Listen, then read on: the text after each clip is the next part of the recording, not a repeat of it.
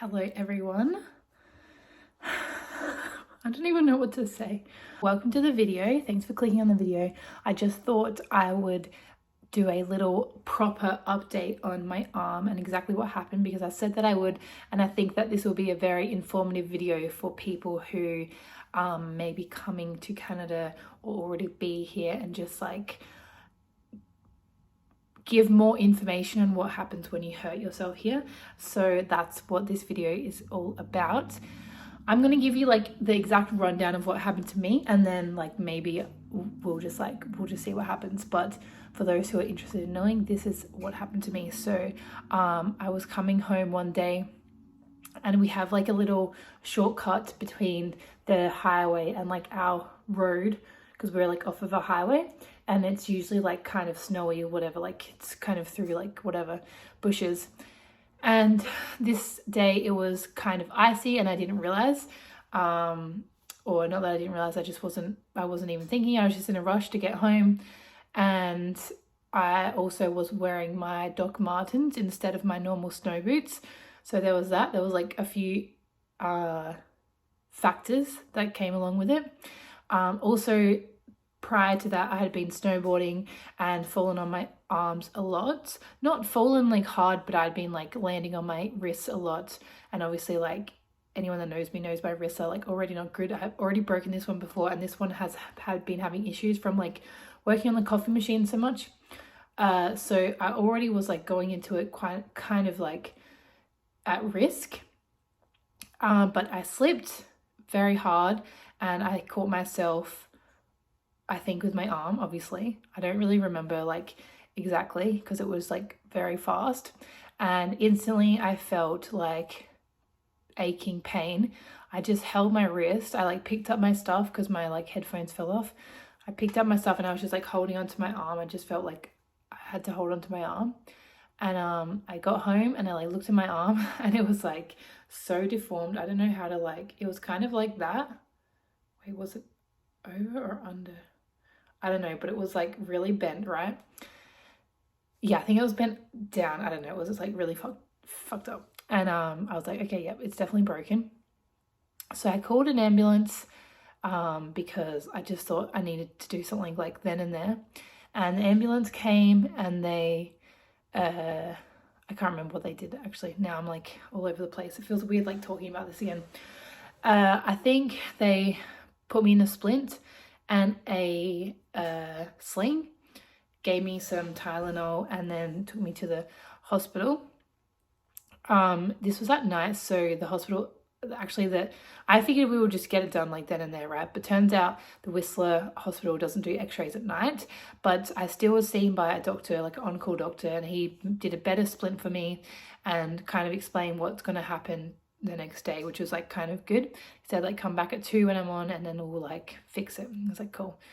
So I went home, and honestly like the pain was not even like, there was no pain really, because I think I was just in shock. And I don't know if I was I don't know, it was crazy, but it definitely wasn't painful. Like to look at was painful, but it wasn't just constant pain. It was only if I like moved it or something.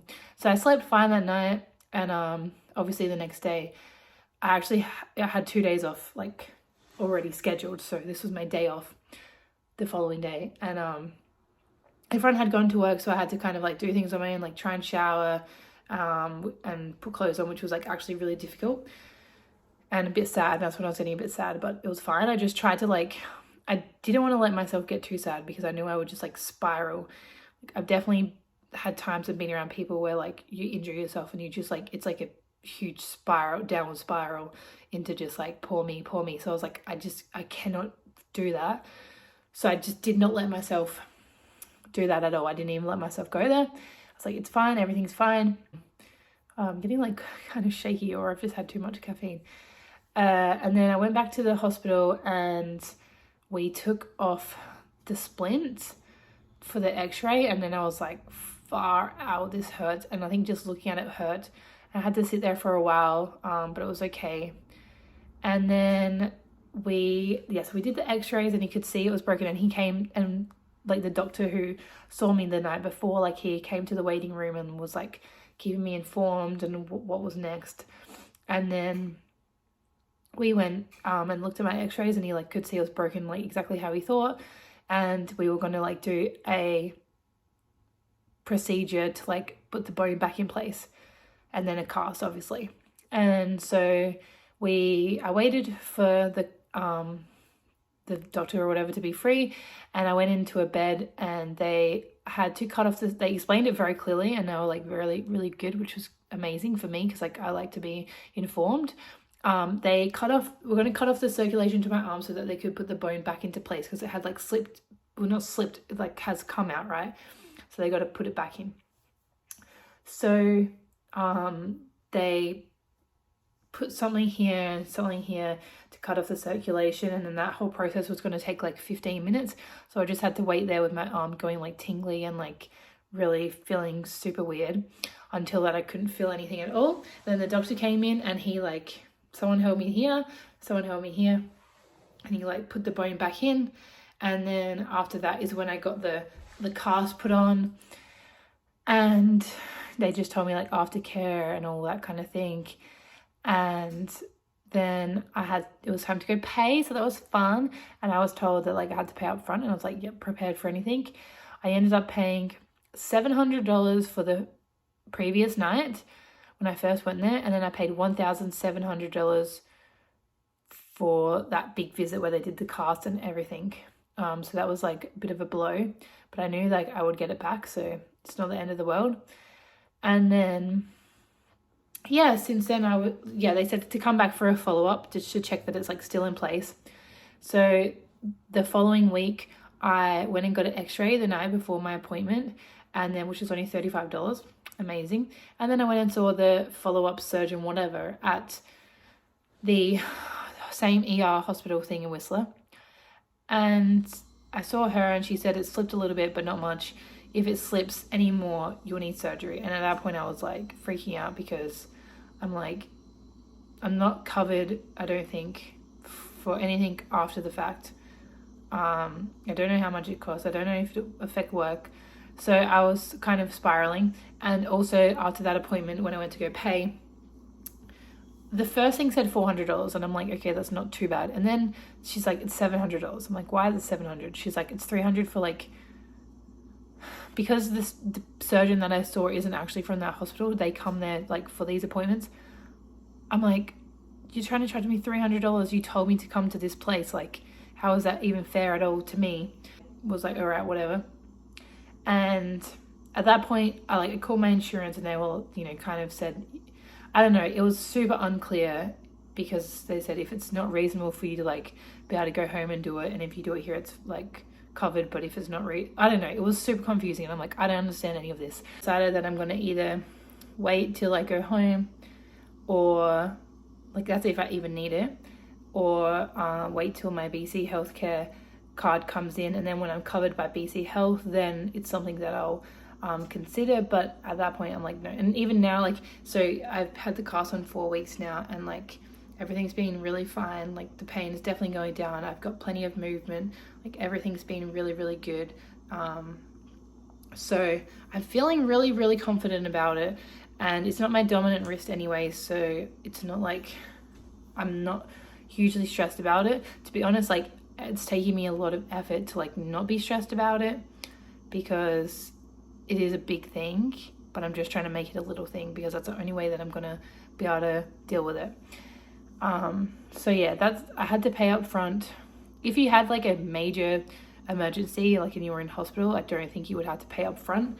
I don't really know like the rules on any of that kind of thing, but I did have to pay. So that's why it's always good to have like an emergency fund set up. Talking to the insurance has been okay, but like there's like a lot of third party involved in it, and it's kind of confusing. But my money is on its way, which is good. It's not an easy process, but I am so glad that I've got the insurance. I'm covered for like $500,000, so like that's really good that I've only taken a little bit of that. But I had gone into it knowing that insurance is important, but obviously I see now even more that insurance is so critical, and I'm so glad that we're forced into getting it. It's definitely a smart decision to have people covered by insurance, and I'll definitely like if we stay here, look into like more insurance options for the future. But yeah, that's life. Luckily for me, I went back to work after my normal rostered 2 days off, and I've been working one-handed completely fine. There's obviously some things I can't do, but I've been great. I've been promoted in that time, which is cool. And yeah, I'm so happy that I can still work. If I was to have to pick out an injury that I could have gotten, I definitely would choose this one time and time again. I didn't manifest an injury, but I was prepared for one. I had mentally prepared myself for a long time that like it was a huge possibility that I might hurt myself. So when I did, it was like not a shock. It's sad, it's a bit depressing, but it's not like, it's honestly not the end of the world. And I know that I will be okay. And there was much, honestly, like being at the hospital, seeing everyone hurt, like really bad injuries, just made me so grateful that I'm like so healthy and that I have so many good things going in my life, and this is just one tiny annoying thing. So yeah, that's my story on what happened and how it's going. I've got 2 weeks until the cast is off.